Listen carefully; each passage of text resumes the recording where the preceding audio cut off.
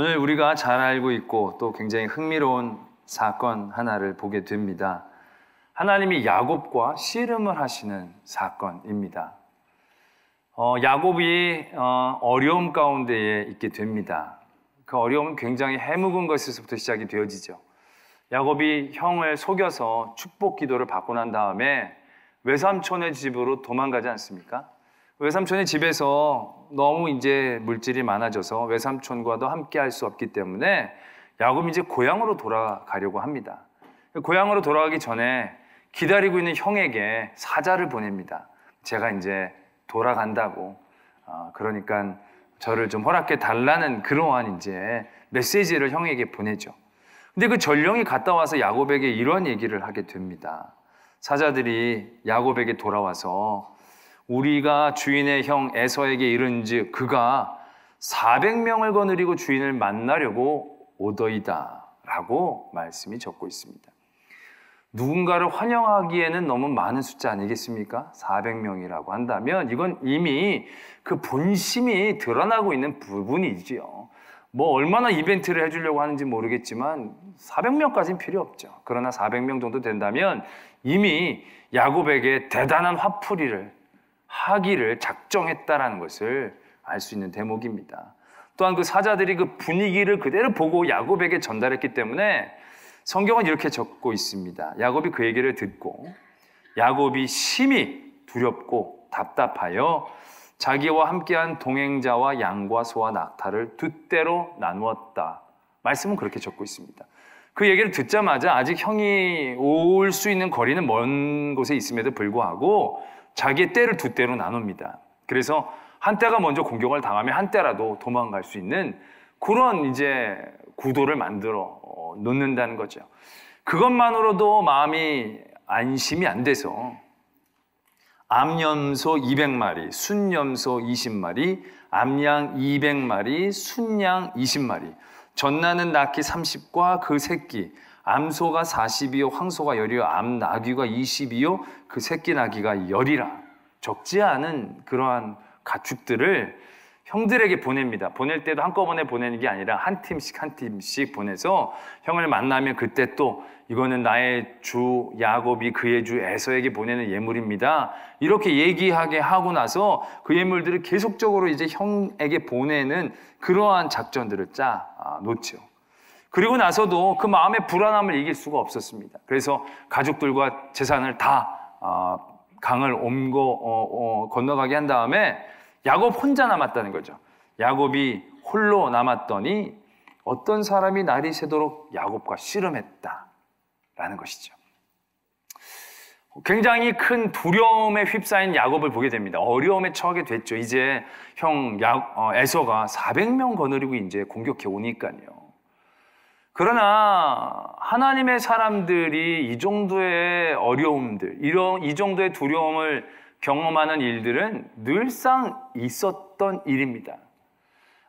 아브라함에게도 물론 크고 작은 차이는 있었지만 애굽으로 내려가면서 그의 아내를 빼앗길 것 같다는 그 두려움에 아브라함도 떨었고요. 이삭도 많은 이방 민족들과 함께 거주하고 또 가뭄을 두려워하는 것 가운데 굉장히 우왕좌왕하던 삶의 자리들이 있었습니다. 그때마다 하나님은요, 나타나서 말씀해 주셨어요. 바로의 꿈에 나와서 얘기하시면 되는 거고요.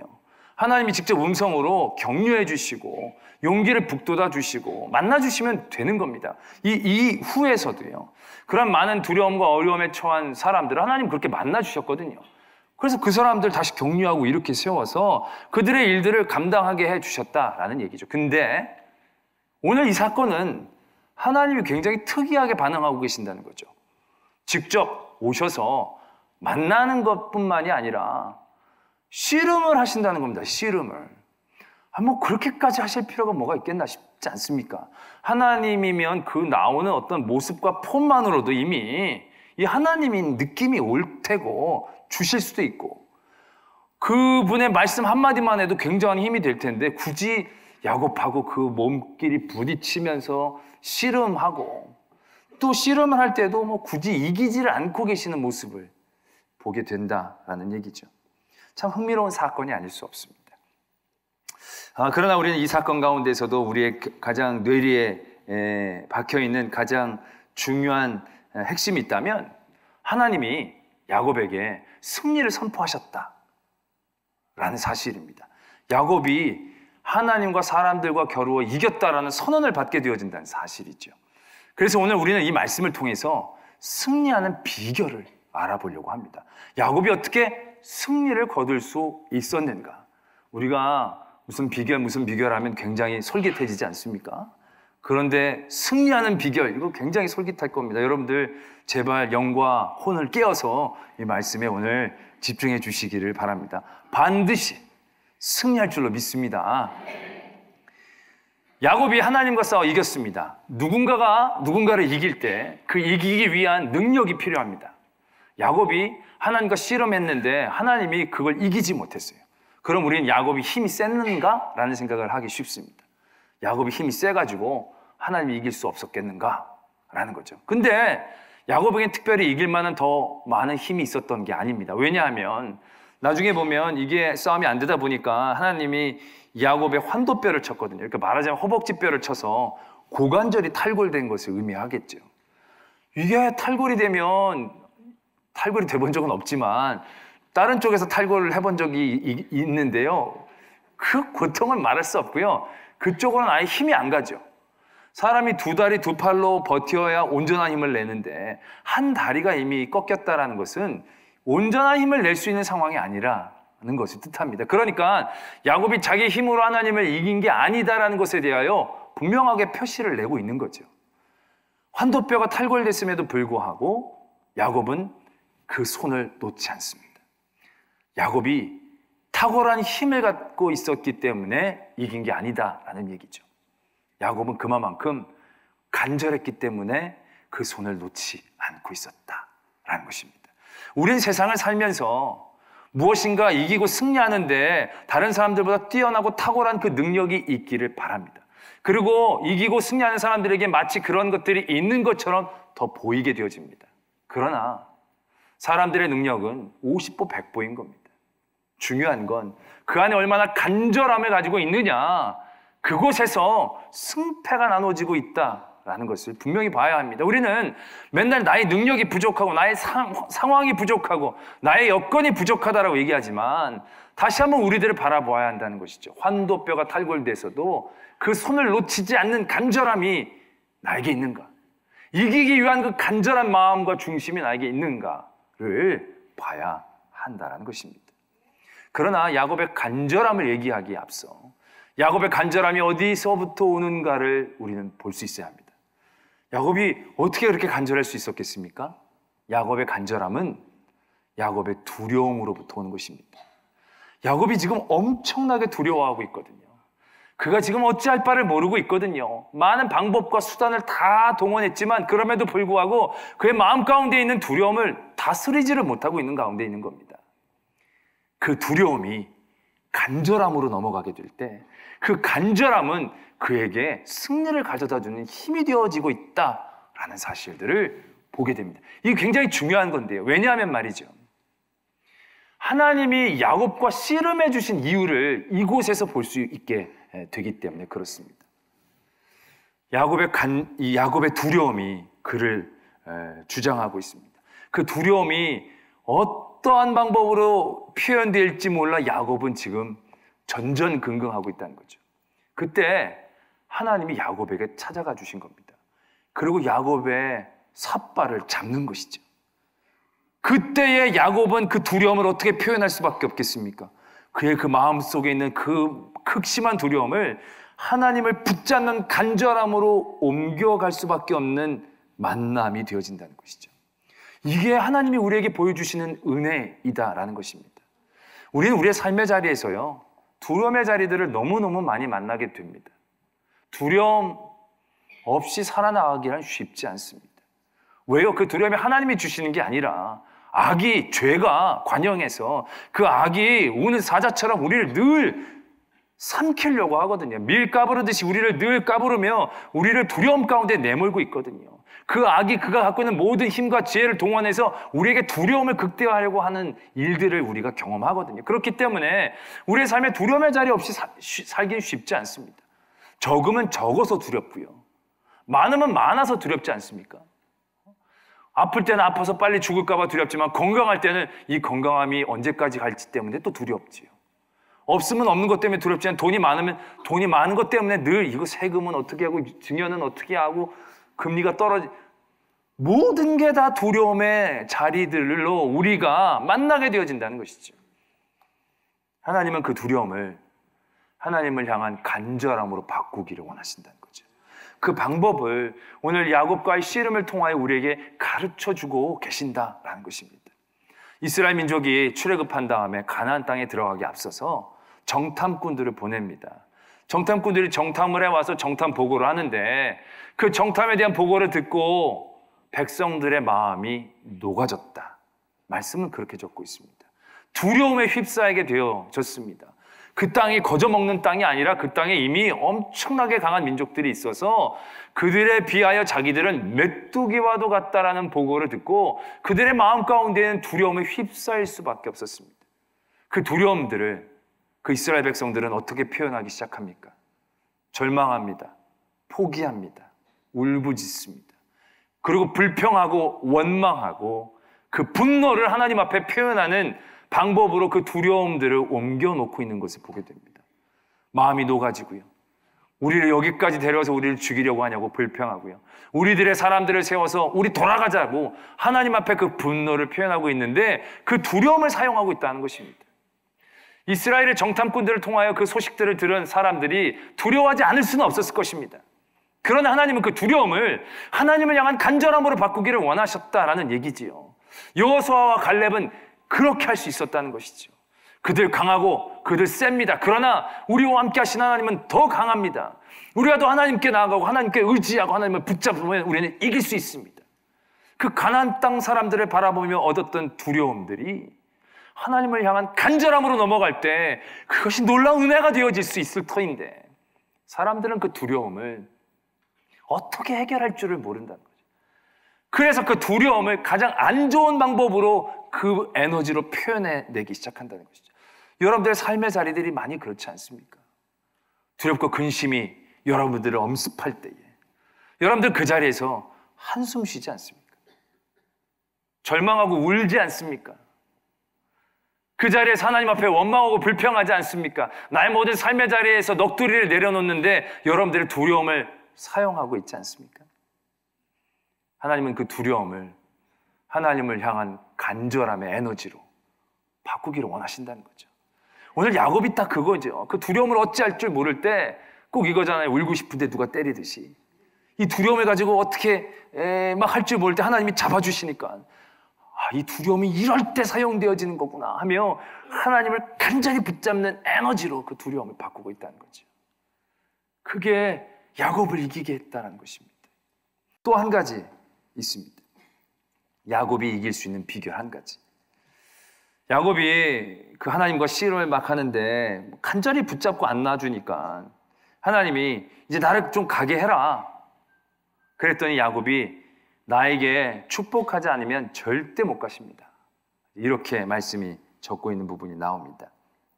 그래서 하나님이 그러면 너를 이제 야곱이라고 하지 말고 이스라엘이라고 해라. 네가 하나님과 사람과 겨루어 이겼다 라고 얘기하시면서 축복해 주셨다. 말씀이 이렇게 적고 있습니다.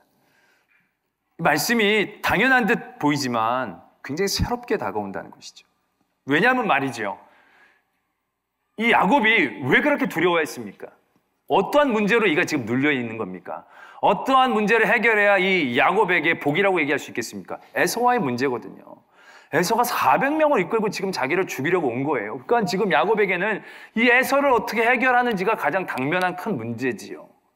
에서가 마음을 풀던지, 에서가 병이 나서 어디서 눕던지, 그래서 자기들이 사는 게 이게 당면한 가장 큰 문제고요. 이겨야 될 문제인 겁니다.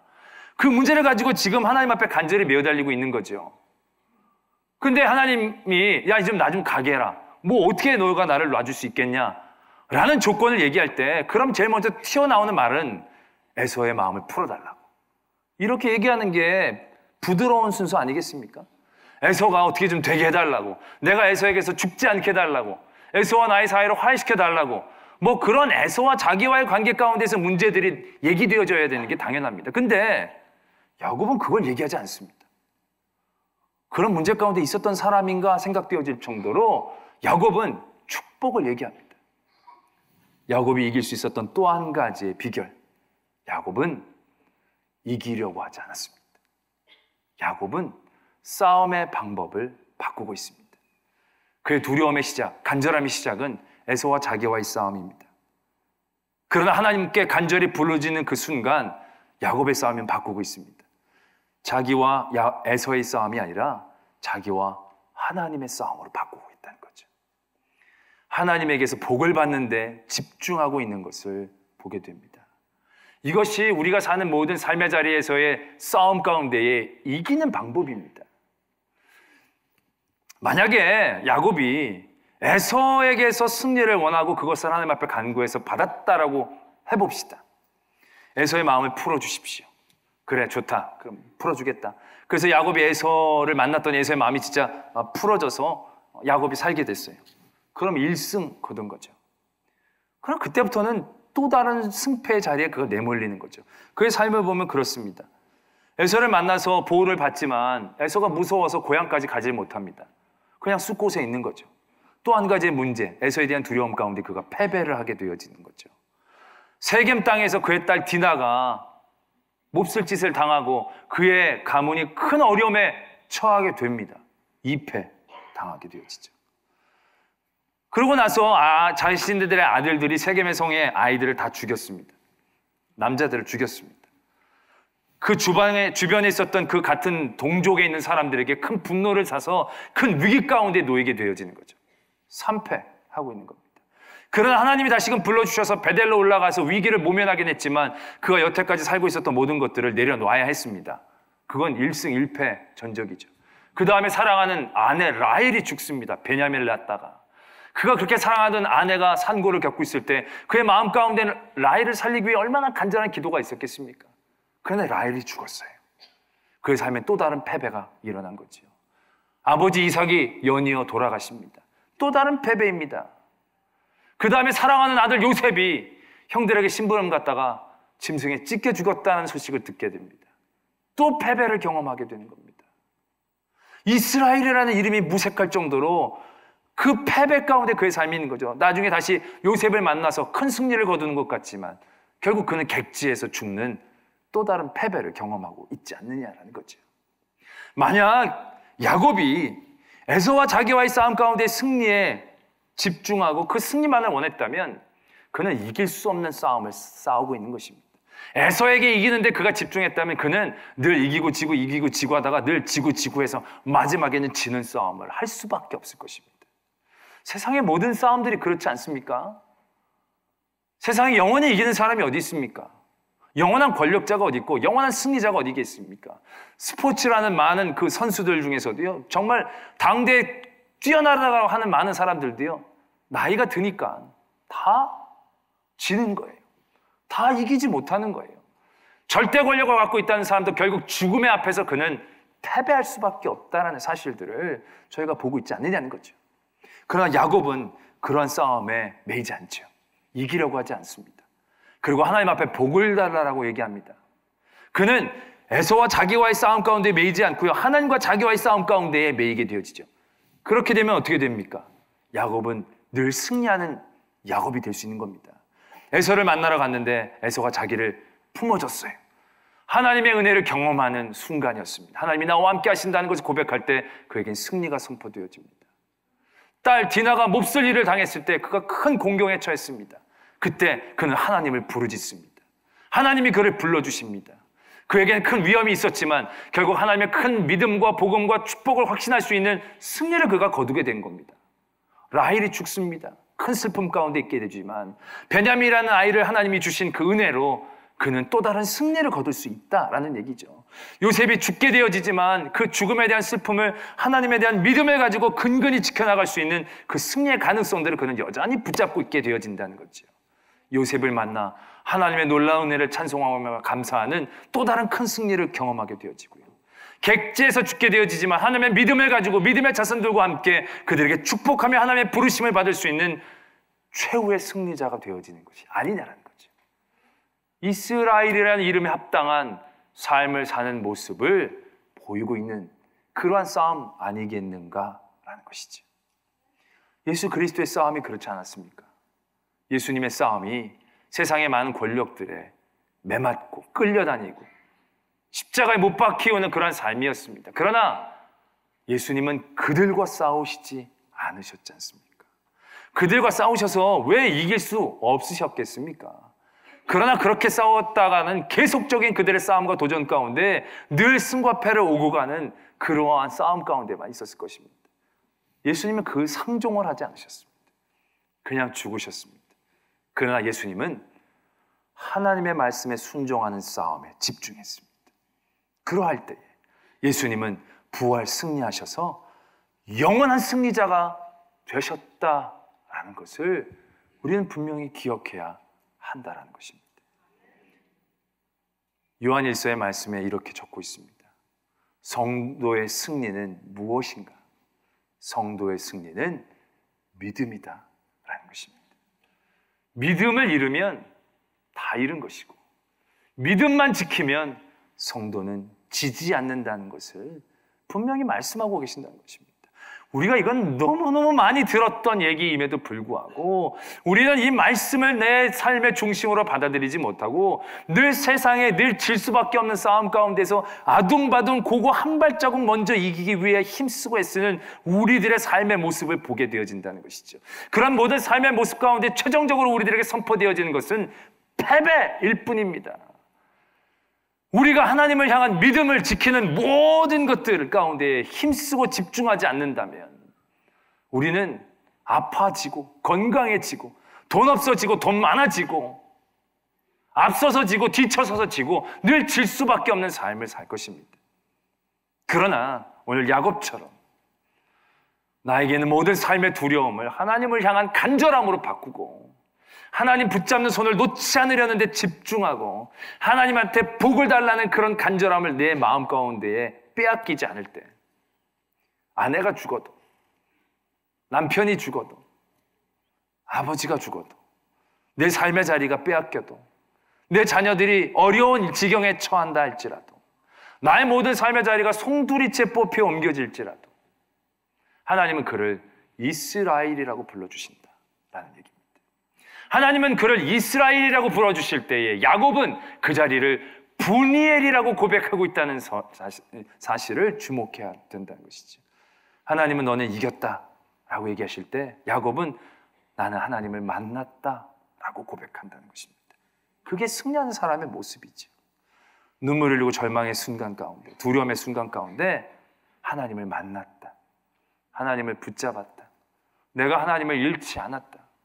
내가 하나님을 향한 기도를 멈추지 않았다 라고 얘기할 수 있을 때에 하나님은 우리에게도 너는 하나님과 사람과 겨루어 이겼다라는 승리의 선언을 듣게 될 줄로 믿습니다.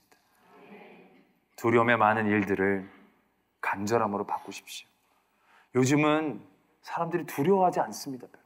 그러니까 간절함이 없을 때가 너무 많이 있어요. 그러나 우리가 그러한 두려움 없이 살만한 시대가 절대 아닙니다. 내 삶이 편하다고 편한 시대가 아닙니다. 그 안에 얼마나 끊임없는 영적인 전투가 있음을 깨닫고 우리가 사서 걱정하라는 얘기는 아닙니다. 그러나 우리의 간절함이 떨어져서 하나님을 향한 하나님이 주시는 복을 누리는 승리의 자리를 잃지 않도록 우리의 모든 삶의 자리에서 악한 일들에 대하여 우리가 깨닫고 두려움으로 그 간절함을 바꾸어 우리에게 주시려는 하나님의 승리를 늘 누릴 수 있는 그러한 성도가 되어지기를 소망합니다. 기도하겠습니다.